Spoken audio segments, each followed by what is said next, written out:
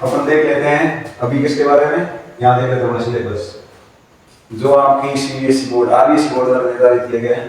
तो सिलेबस में आज तो ये पढ़ लिया था, इधर कहाँ तक हो गया था हमारा चैप्टर,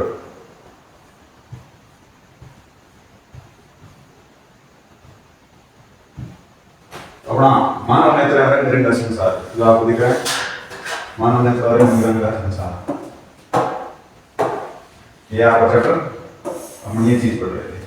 मानव नेत्र था रंग बिरंगा संसार। मानव नेत्र क्या होता है? मानव नेत्र ये अत्यंत मूल्यवान और सुग्राही ज्ञानेंद्रिय है।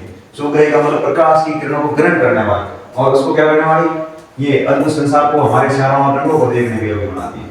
तो बहुत सारे कलरफुल है चीजें हैं, उनको देखने के योग्य हमें हमारी आंख होती है, उसमें उपस्थित ज्ञानेंद्रियां जो क्या करती है, प्रकाश का ग्रहण करती है और प्रकाश को ग्रहण करके हमें देखने योग्य बनाती है। इसलिए आंख का क्या काम है? तो ऐसी मूल्यवान या सुग्राही ज्ञानेंद्रियां जो हमें किसी भी वस्तु को देखने के योग्य बनाती है वो हमारी मानव नेत्र होती है। ये गोलक में स्थित होती है। गोलक में ये आपको जो हिस्सा दिख रहा है इसका, ये मानव ये जो हिस्सा दिख रहा है ये गोलक है और इसको अपन मिलती है ये गोलक के अंदर ऐसा एक गोल हिस्सा होता है उसके अंदर उपस्थित होती है, इसलिए इसे गोलक कहते हैं। और तीसरा है मानव नेत्र में गोलक का व्यास 2.3 सेंटीमीटर होता है। अब इस जो गोलक की बात कर रहे हैं हम, ऐसा गोलक जिसके अंदर ये उपस्थित होती है, इसका व्यास ये होता है पूरा यहाँ से जिसको 2r बोलते हैं, वो होता है 2.3 सेंटीमीटर और 2.3 सेंटीमीटर लंबाई क्या प्रेजेंट होती है। अब हम पढ़ेंगे मानव नेत्र के विभिन्न भाग हैं, उनके कार्य, पहले उनके भागों के नाम पढ़ लेते हैं और उसके साथ साथ उनके कार्य भी पढ़ेंगे। तो उनके भाग क्या हैं और क्या देखते हैं। सबसे पहला वाला भाग इसका श्वेत मंडलीय कॉर्निया। श्वेत मंडलीय कॉर्निया आंख का अग्रभाग, नेत्र के अग्रभाग एक पारदर्शी झिल्ली जिसमें नेत्र में प्रवेश करने वाली प्रकाश की किरणों का अधिकतर अपवर्तन कॉर्निया के बाहरी पृष्ठ। तो ये क्या काम करता है? ये बाहरी पृष्ठ, इसको बोलते हैं अपन कॉर्निया, क्या कहेंगे, और दूसरा नाम है श्वेत मंडल। तो ये वाला भाग ये पूरा हिस्सा बाहर वाला, इस भाग को हम कहते हैं कॉर्निया। और ये प्रकाश की आने वाली किरणों को क्या करता है? अपवर्तन करता है। कैसे करेगा अपवर्तन? चल देखते हैं। अब ये आने वाली प्रकाश की किरण है, जैसे ये कहाँ है इसके अंदर, ये दूसरी किरण है, इन किरणों को क्या करेगा? अंदर की ओर लेके आएगा इस लेंस पे।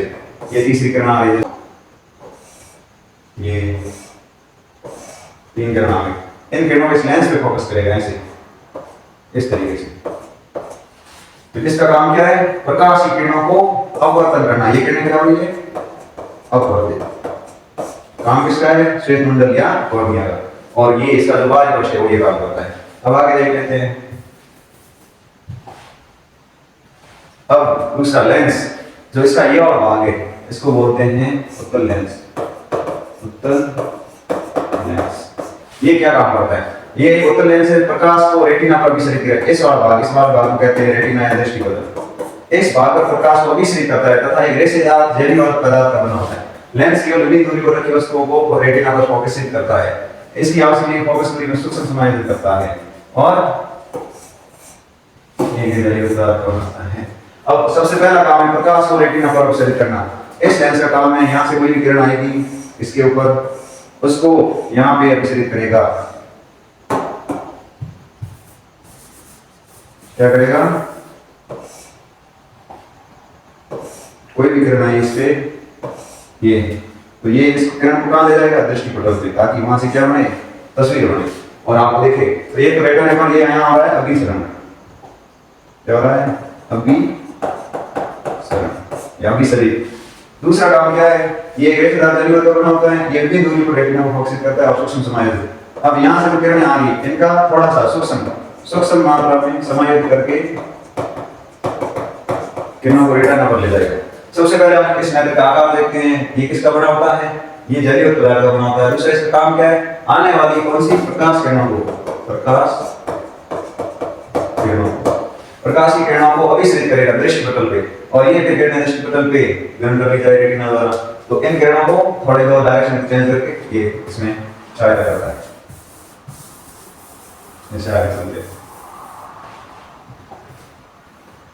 अब आगे भाग है आपका परितारिका। क्या है परितारिका? परितारिका क्या होती है ये देख लेते हैं। तो परितारिका कॉर्निया के पीछे गहरा पेशी डायफ्राम होता है, पुतली के आकार को नियंत्रित करता है। अब ये वाला भाग आपको ये वाला भाग है, ये वाला हिस्सा, ये वाला हिस्सा, ये एक पेश डायफ्राम है। कैसा है? और ये पेश डायफ्राम क्या काम करता है? ये पुतली जो इसके मध्य यहाँ से प्रकाश की किरणें गुजरती है, इसको बोलते हैं पुतली। इसके आकार को बड़ा या छोटा करेगा। क्या करेगा?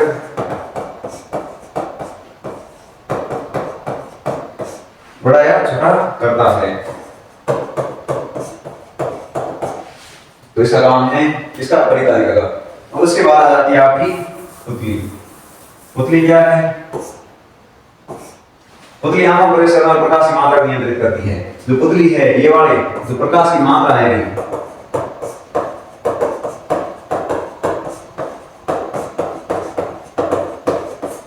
उसकी मात्रा को नियंत्रित करेगी। जो भी प्रकाश आएगा इस साइड, उसकी मात्रा है उसको नियंत्रित करेगी। ये जो मात्रा, कितनी मात्रा में प्रकाश अंदर घुसेगा, नहीं घुसेगा, और घुसने के बाद होगा तो अपवर्तन कितना होगा, ये कौन निर्धारित करती है? पुतली। इसके बाद आ जाता है आपका रेटिना। अब रेटिना क्या है? एक कॉमन सूक्ष्म झिल्ली होती है। ये इसका क्या है? मतलब वो दिखती कैसे? दूसरा, इसमें प्रकाश सूक्ष्म कोशिकाएं पेशेंट की अधिक होती है। कौन सी? प्रकाश सूक्ष्म। ये प्रतिध्वनि होने प्रकाश कोशिका सक्रिय हो जाती है, अब विद्युत सिग्नल पैदा होता है। इसके बाद ये सिग्नल द्रव तंत्रिका मस्तिष्क में पहुंचा दिया जाता है। इन सिग्नलों की व्याख्या करते हैं और उन्हें वस्तु को देख पाते हैं। पहला होती कैसी है? तो आपको जो ये हिस्सा दिख रहा है, ये वाला पटल, इसको बोलते हैं दृष्टि पटल। क्या है? रेटिना या दृष्टि पटल। जिस पर क्या होती है? ये एक सूक्ष्म झिल्ली होती है, बहुत छोटी झिल्ली के समान सूक्ष्म दिखाई दे रही है, सूक्ष्म झिल्ली है। तो इसमें प्रकाश सूक्ष्म कोशिकाएं, यहाँ पे बहुत सारी कोशिकाएं होंगी जिसको बोलते हैं प्रकाश सूक्ष्म कोशिकाएं।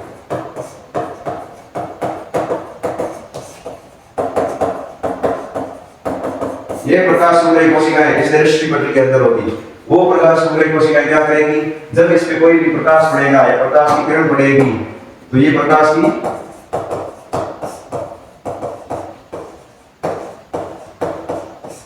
किरण, जब इस पे कोई प्रकाश की किरण पड़ेगी तो ये क्या हो जाएगी? सक्रिय हो जाएगी। ये वाली सूक्ष्म कोशिकाएं सक्रिय हो जाती हैं। अब ये सक्रिय सूक्ष्म कोशिकाएं विद्युत आवेग उत्पन्न करेगी। क्या करेगी? विद्युत आवेग। और ये विद्युत आवेग जो सिग्नल है, ये जाएगा इस दृक् तंत्रिका में, और ये दृक् तंत्रिका किसमें ले जाएगी? मस्तिष्क में। और मस्तिष्क फिर क्या करेगा? सिग्नल की व्याख्या, सिग्नल की, जिसकी वजह से हम देख पाते हैं। ये किसका काम हो गया? रेटिना का। अब इसके बाद हम देखते हैं आगे।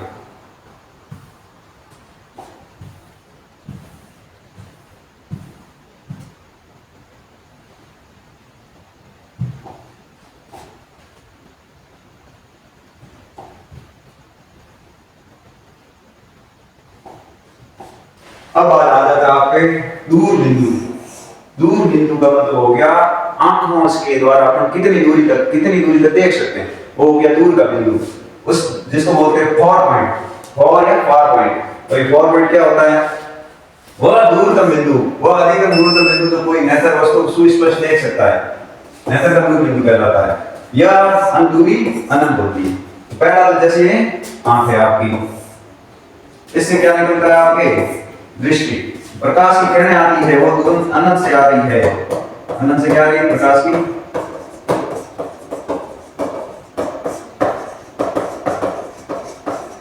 किरण। इन अनंत से आने वाली प्रकाश किरणों को क्या कर सकता है? ये रेटिना पर फोकसित कर देगा। किस पे? तो वो सबसे अनंत वाला बिंदु, उस बिंदु को क्या कहते हैं अपन? दूर का बिंदु। क्या कहेंगे?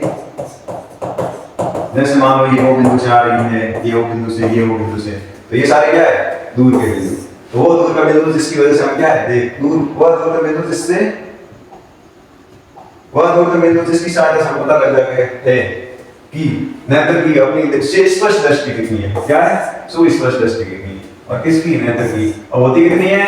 अनंत होती है। दूसरा निकट बिंदु, नियर पॉइंट, ऐसा बिंदु जिससे नजदीक कोई वस्तु रखेंगे तो हमें नहीं दिखेगी। तो ऐसा कौन सा बिंदु जिसको और कितने सेंटीमीटर है, कितनी दूरी है उसके मध्य, जिसकी वजह से वस्तु देखती है, तो वो बिंदु है वह न्यूनतम दूरी जिस पर रखे कोई वस्तु बिना तनाव के अत्यधिक स्पष्ट देखी जा सके, नेत्र का निकट बिंदु। बिना किसी आंखों को बिना तनाव आए हम उसको स्पष्ट रूप से देख सकते हैं। तो वो बिंदु कितना होगा, किसी सामान्य दृष्टि के निकट बिंदु को 25 सेंटीमीटर। तो बिना तनाव के क्या हो सकता है,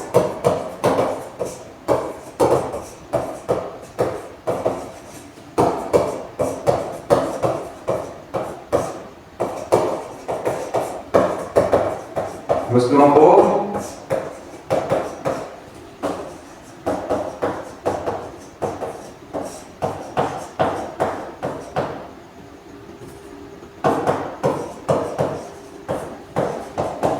देख पाते हैं। ठीक है, इसके बाद आ जाता है सुस्पष्ट दृष्टि या न्यूनतम दूरी भी कहते हैं। अब इस दूरी को, जो निकट बिंदु की दूरी है 25 सेंटीमीटर, जिसको क्या कहते हैं, न्यूनतम दूरी या सुस्पष्ट बिंदु, सुस्पष्ट दृष्टि या न्यूनतम दूरी। समंदन समता, अब आ जाता है समंदन समता पे। समंदन समता क्या होती है, नैवी नेत्र लेंस की वो समता जिसके कारण वो अपनी फोकस दूरी को समायोजित कर लेता है, समंदन समता कहते हैं। लेंस की वक्रता पक्षगामी पेशियों द्वारा नियंत्रित की जाती है। तो अभिनेत्र लेंस जो आपने आंख में पढ़ा था, अभिनेत्र लेंस की क्षमता जिसकी वजह से क्या लेते कर सकती है, तो इस लेंस की क्षमता, ये जो लेंस है जिसको बोलते हैं अभिनेत्र, ये जो लेंस है आपको जो दिख रहा है इसको बोलते हैं अभिनेत्र लेंस।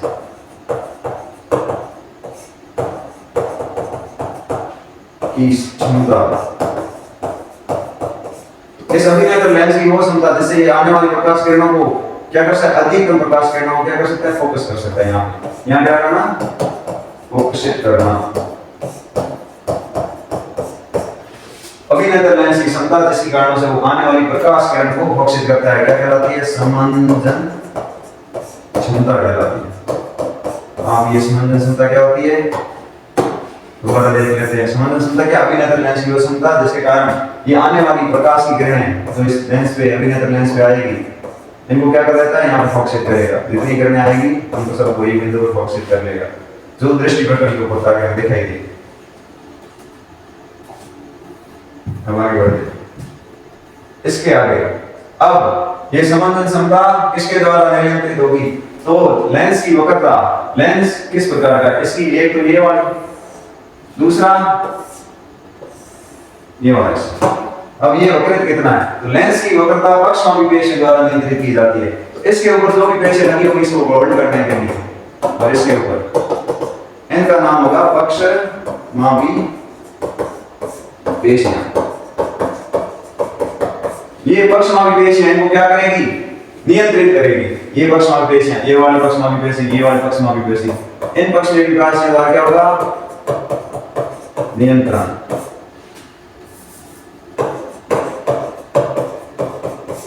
और ये नियंत्रण किस प्रकार होता है, सबसे पहले ये पक्षगामी पेशी क्या शिथिल हो जाएगी। शिथिल का मतलब क्या हो जाएगी, यहां से लंबी हो जाएगी। शिथिल का मतलब क्या हो जाएगी, लंबी हो जाएगी। तो ये लंबी हो जाएगी, लेंस क्या हो जाएगा, पतला, ऐसा और पतला हो जाएगा ऐसे, और फोकस दूरी बढ़ जाएगी। इस पे प्रकाश की किरणें आएगी तो फोकस दूरी इसकी क्या है, ये वाली यहां से f दूरी होती है फोकस दूरी। तो ये पहले यहां बिंदु था f डैश, यहां हो जाएगा, तो फोकस ज्यादा हो जाएगा, फोकस दूरी बढ़ जाएगी फोकस करने। और पक्षगामी पेशी अगर सिकुड़ती है, सिकुड़ने का मतलब इसको खींच लेगी, तो क्या होगा, लेंस मोटा हो जाता है, लेंस ऐसे मोटा हो जाएगा और फोकस दूरी कम हो जाएगी। ये फोकस दूरी आपके नजदीक आ जाएगी, तो ये काम होता है। अब बढ़ लेते हैं दृष्टि दोष या उनका संशोधन। दृष्टि दोष क्या होते हैं, उनको आंखों में होने वाले रोग दृष्टि दोष कहलाते हैं। दृष्टि या आंखों में कोई प्रकार का दोष उत्पन्न होना दृष्टि दोष कहलाता है। दृष्टि दोष क्या होता है, सबसे पहले पढ़ते हैं दृष्टि दोषों में संशोधन। तो दृष्टि दोष देख लेते हैं। सबसे पहला नाम आता है मायोपिया, जिसको मोतियाबिंद कहते हैं। अधिक उम्र के, क्या है, अधिक उम्र के कुछ व्यक्तियों में नेत्र का क्रिस्टलीय लेंस दूधिया या धुंधला हो जाता है। इस स्थिति को मोतियाबिंद कहते हैं। तो सबसे पहले किस उम्र के, अधिक या वृद्ध उम्र के व्यक्तियों में जो आपका अभिनेत्र लेंस है वो क्या काम करता है, प्रकाश की किरणों को अभिसरित करने का। वो नेत्र कैसा हो जाता है, दूधिया या धुंधला हो जाएगा। तो धुंधला होगा तो आपको क्या नहीं करेगा, देखना बंद हो जाएगा। इस स्थिति को मोतियाबिंद कहते हैं। इस स्थिति को क्या कहते हैं, मोतियाबिंद। नेत्र की दृष्टि में कमी या पूर्ण रूप से दृष्टि से, या तो क्या हो जाएगी कमी, या पूरी दृष्टि क्या हो जाएगी बंद, तो वो क्या कहलाता है, मोतियाबिंद।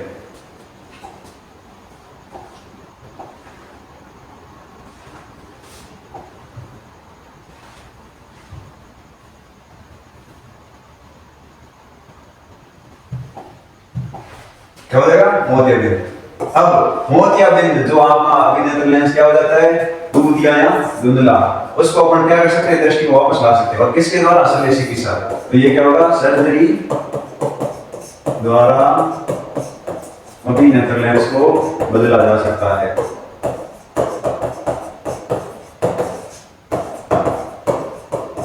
बदला जा सकता है, बस। तो आप क्या कर सकते हो, सर्जरी द्वारा अभिनेत्र लेंस को बदल सकते हो। आगे आ जाता है आपका नेक्स्ट टॉपिक, निकट दृष्टि दोष। निकट दृष्टि दोष क्या होता है, दोष में व्यक्ति निकट रखी वस्तुओं को तो स्पष्ट देख सकता है, परंतु दूर रखी वस्तुओं को स्पष्ट नहीं देख पाता। पास में रखी वस्तुओं को स्पष्ट रूप से देख सकता है, लेकिन दूर रखी वस्तुओं को उसको स्पष्ट नहीं देख पाता, पता नहीं चल पाएगा दूर कौन सी वस्तु है। तो इस दोष को कहते हैं निकट दृष्टि दोष।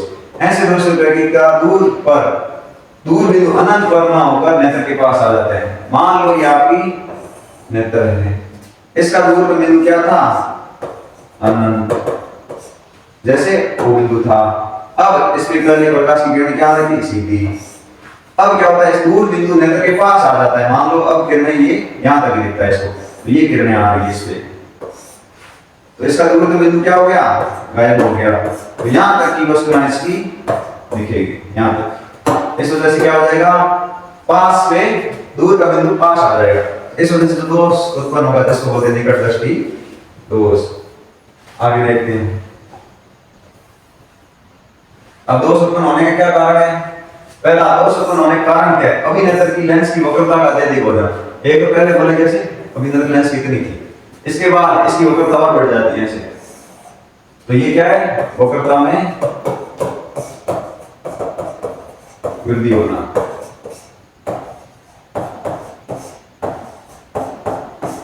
विकृता में वृद्धि होना। दूसरा है नेत्र गोलक का लंबा हो जाना। इससे जो श्यामा नेत्र गोलक होता है जिसका व्यास क्या होता है 2.3 सेंटीमीटर, वो क्या हो जाएगा, लंबा, ऐसे हो जाएगा।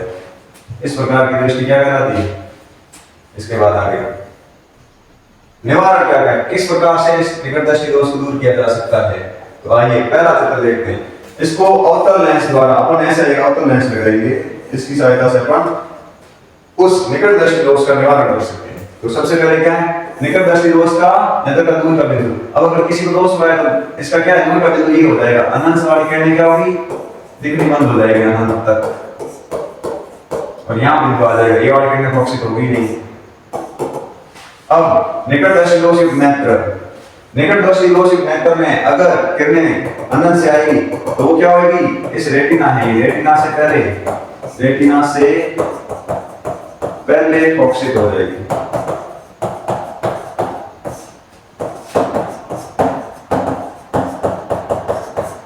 रेटिना से पहले फोकसित हो जाएगी। इस वजह से हमें क्या स्पष्ट रूप से वस्तुओं का चित्र नहीं दिखेगा। तो वस्तु का प्रतिबिंब नहीं दिखेगा। ये अब दूसरा है आपका निकट दृष्टि दोष में संशोधन। किस प्रकार से करोगे, इसमें संशोधन करने के लिए आप क्या करना पड़ेगा, निकट दृष्टि दोष में संशोधन किस प्रकार से करोगे, आप नेत्र के पास क्या लगा दोगे, अवतल लेंस लगा देंगे। और अवतल लेंस लगाएंगे तो दूर से आने वाली किरणों को ये क्या करेगा, इसके क्रम में चेंज नहीं होने देगा, और सीधी ये किरणें क्या होगी, इससे सीधी इसमें पड़ेगी, समांतर रूप से पड़ेगी। इन किरणों को समांतर कर देगा, ये टेढ़ी मेढ़ी जा रही, इनको समांतर कर देगा, और किरणें क्या बनाएंगी, रेटिना पे प्रतिबिंब बनाएंगी।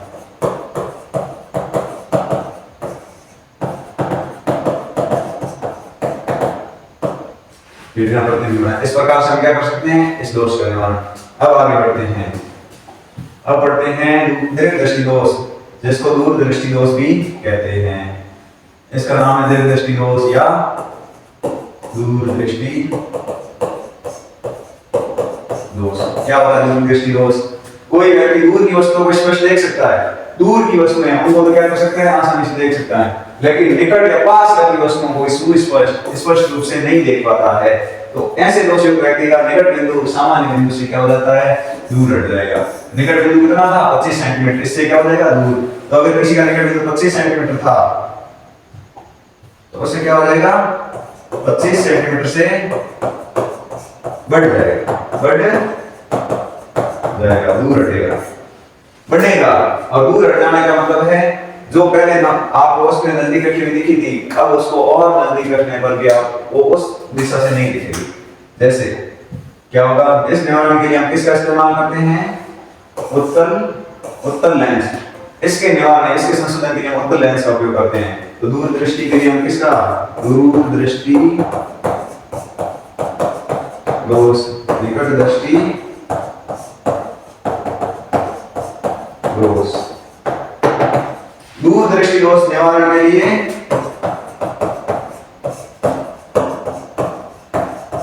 हम करेंगे उत्तल लेंस का प्रयोग करते हैं। और दूसरा निकट दृष्टि, क्या? निकट दृष्टि दोष। निकट दृष्टि दोष निवारण के लिए